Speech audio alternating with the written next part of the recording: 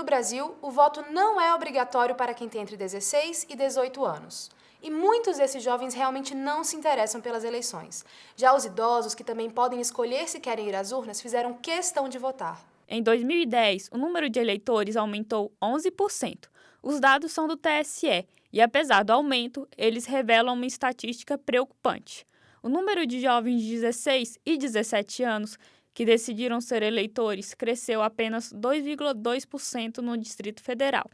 Para este cientista político, os escândalos ocorridos em Brasília fizeram com que os jovens perdessem o interesse pela política. Brasília sempre foi uma cidade na qual a juventude esteve envolvida com a política, desde a fundação dessa cidade.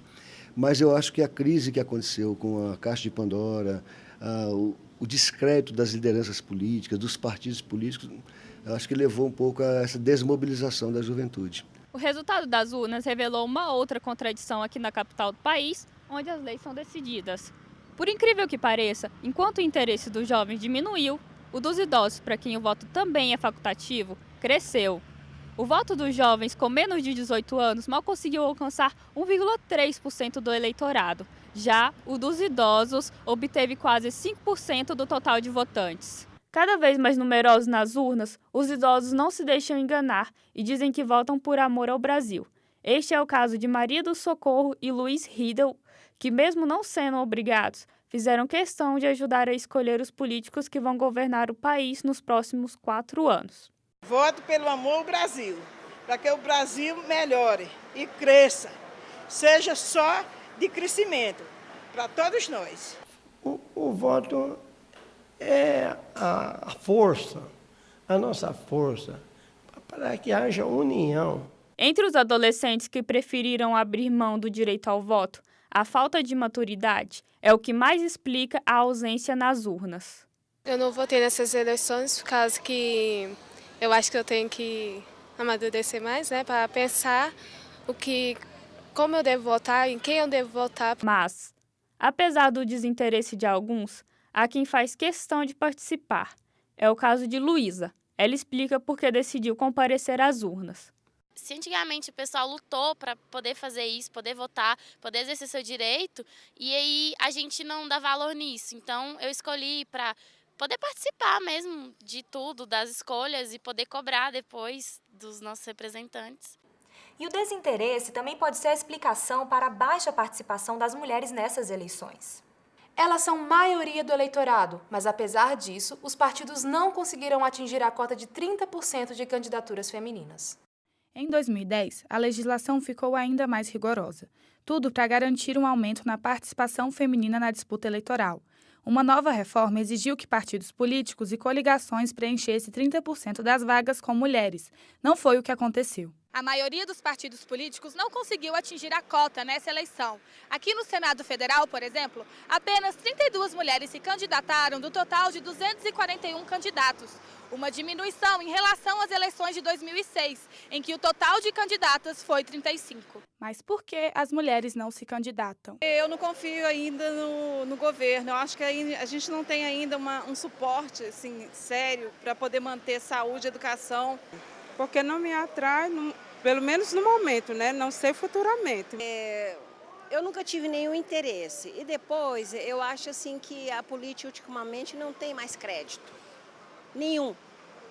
Eu acho que nós mulheres temos que procurar outra coisa. Segundo o Tribunal Regional Eleitoral do DF, por causa da falta de candidatas, a exigência foi o não preenchimento das vagas com homens. O tribunal exigiu que eles pelo menos deixassem em branco as vagas que eram reservadas para mulheres. Eles não poderiam invadir essa cota feminina com candidatos do sexo masculino. No Distrito Federal, por exemplo, apenas 4 das 20 coligações que disputaram as 24 vagas na Câmara Legislativa atingiram a cota. PR, DEM, a Força do Povo e Mobilização Progressista. Já PT, PSDB e PMDB ficaram abaixo dos 30%. Essa deputada atribui o problema a uma série de fatores que dificultam a participação da mulher na política. A nossa dupla, tripla jornada de trabalho, né? Outro aspecto são as dificuldades que a maioria das mulheres tem com relação, né, ao financiamento da campanha. Este parlamentar também reconhece que é difícil convencer uma mulher a entrar para a política, mas diz que o país só tem a ganhar com o aumento da bancada feminina. Lamentável a decisão de não se candidatar. A gente sabe que a mulher é muito mais difícil de se corromper e eu acho que a presença da mulher na política seria muito importante. Já a Janete Pietá acredita que uma bancada feminina é fundamental para garantir a criação de políticas públicas voltadas para elas e que a vitória de uma mulher para a presidência pode mudar esse quadro. Com a eleição da Dilma Rousseff, eu acredito que nós mulheres e a criançada, as meninas, começarão a se espelhar e verão que são capazes. O resultado das urnas também deixou claro que a participação das mulheres na política ainda está longe de ser a ideal no Brasil. E olha que pela primeira vez o principal cargo do país não será ocupado por um homem. O Brasil elegeu a primeira presidenta da República, mas nem a campanha de Dilma foi capaz de atrair mais mulheres para a política. Na Câmara dos Deputados, o cenário permaneceu o mesmo das últimas eleições. 45 mulheres foram eleitas em 2006 e o número se repetiu em 2010. Já o Senado terá uma representante a menos. Serão agora 12 senadoras. Infelizmente, hoje a realidade ainda não é tão animadora, né? A política brasileira hoje ainda se reflete de um domínio machista, com a quantidade de homens avassaladoramente maior do que de mulheres, né? É difícil imaginar o que vai acontecer daqui para frente. Eu particularmente prevejo um processo sem volta, mas de um processo muito lento. Porque não estamos falando da mulher dona de casa, que é a maioria na população. Estamos falando de mulher que possa ter condições de assumir cargos, possa decidir e possa influenciar o destino do país. A participação feminina na política é um pouco maior nos estados, onde houve um aumento de 9% de mulheres eleitas. O Distrito Federal é um exemplo. Das 24 vagas da Câmara Legislativa, 4 serão ocupadas por mulheres, uma a mais do que nas eleições passadas. Mas esse número ainda é considerado baixo, ainda mais se comparado ao número de eleitoras. As mulheres são maioria do eleitorado brasileiro e representam 52% dos votantes.